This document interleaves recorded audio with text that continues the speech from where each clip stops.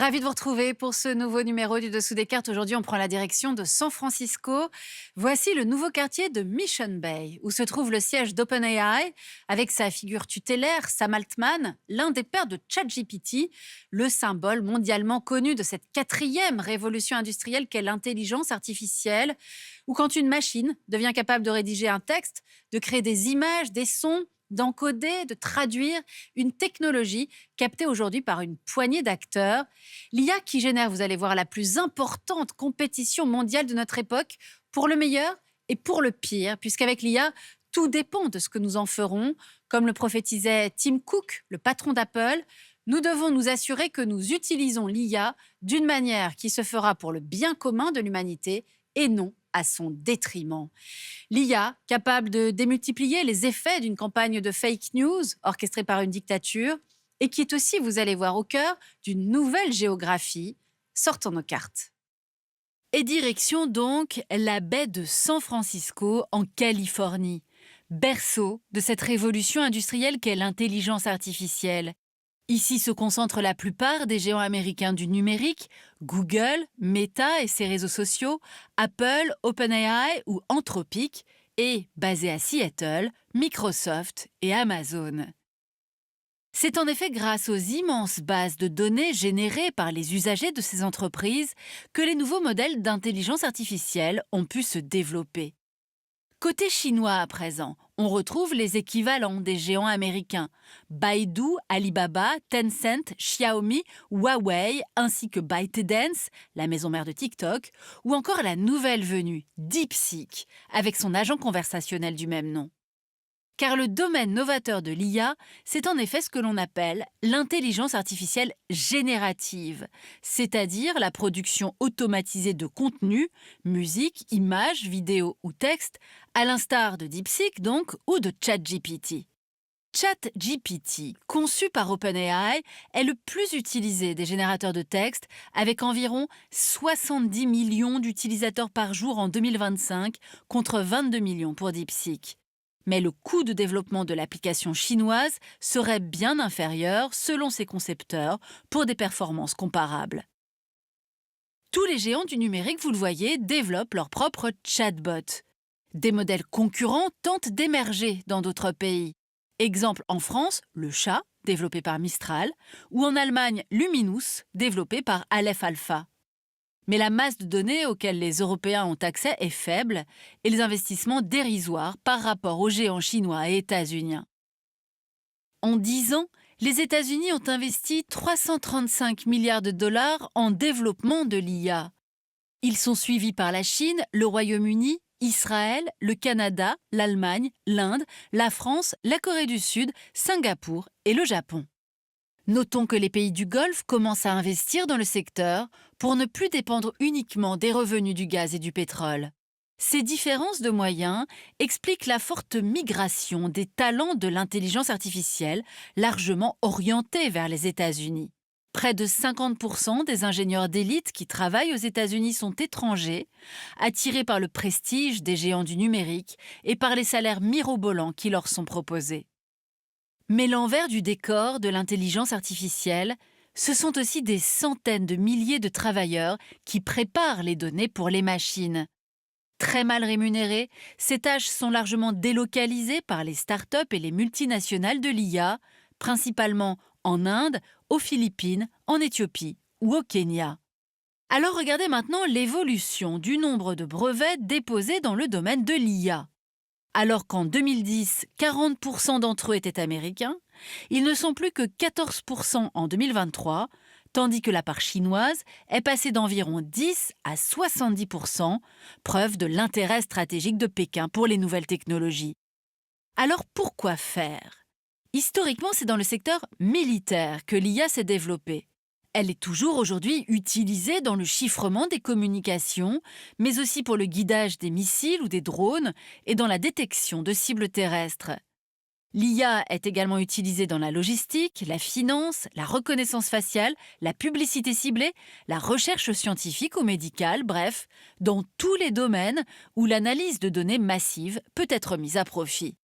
Mais on l'a dit, c'est l'intelligence artificielle générative qui enflamme le secteur.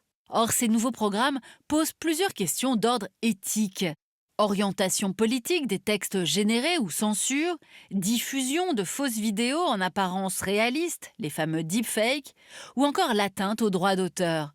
Car en effet, pour générer tous ces contenus, ces programmes analysent des productions déjà existantes, textes, images, musique, la plupart du temps sans demande d'autorisation ni rémunération de leurs auteurs, des journalistes et des artistes, eux, bien humains.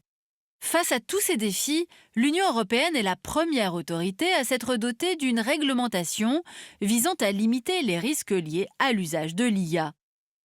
Mais lors du sommet mondial de l'IA, organisé à Paris en février 2025, le vice-président américain J.D. Vance a quant à lui fustigé toute velléité de régulation au nom de l'innovation, se faisant ainsi le porte-voix des géants de la tech. Celui qui maîtrisera l'intelligence artificielle sera le maître du monde, avait déclaré Poutine en 2017. Le fait est que la bataille fait rage entre géants pour dominer ce nouveau secteur, avec notamment, vous allez voir, ce que l'on appelle la guerre des puces. Depuis le boom de l'IA générative, l'américaine Nvidia, encore peu connue du grand public, est devenue la société dont la cotation en bourse est la plus élevée au monde.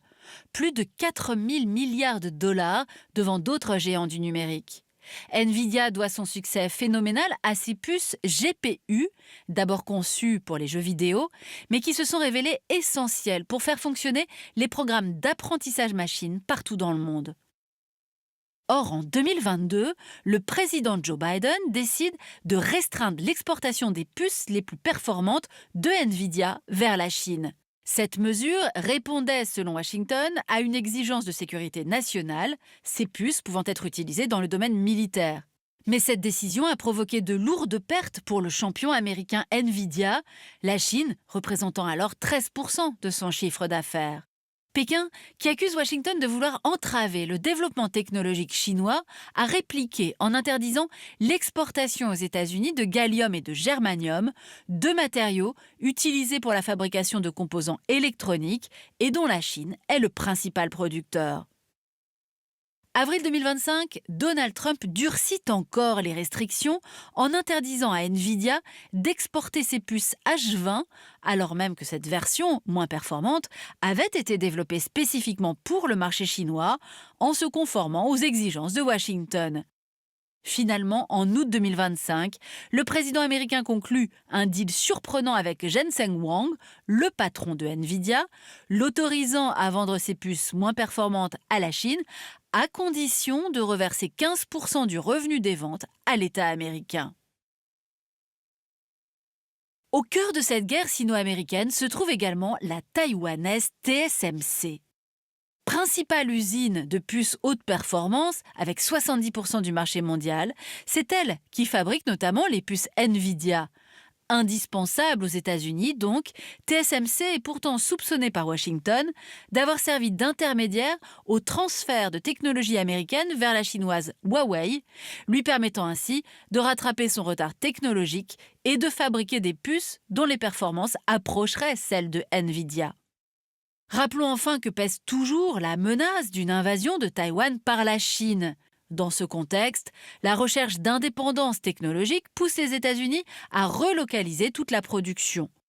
Menacée par les taxes d'importation trumpiennes, TSMC vient d'ouvrir une nouvelle usine sur le sol américain pour fournir directement Nvidia et Apple. Mais la guerre de l'IA repose aussi sur les data centers.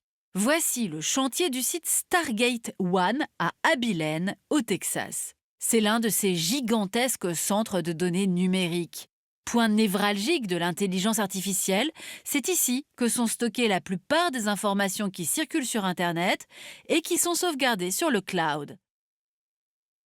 Vous voyez ici la répartition mondiale de ces centres de données, là aussi dominés par les États-Unis. Et Donald Trump entend bien consolider cet avantage stratégique avec le projet Stargate.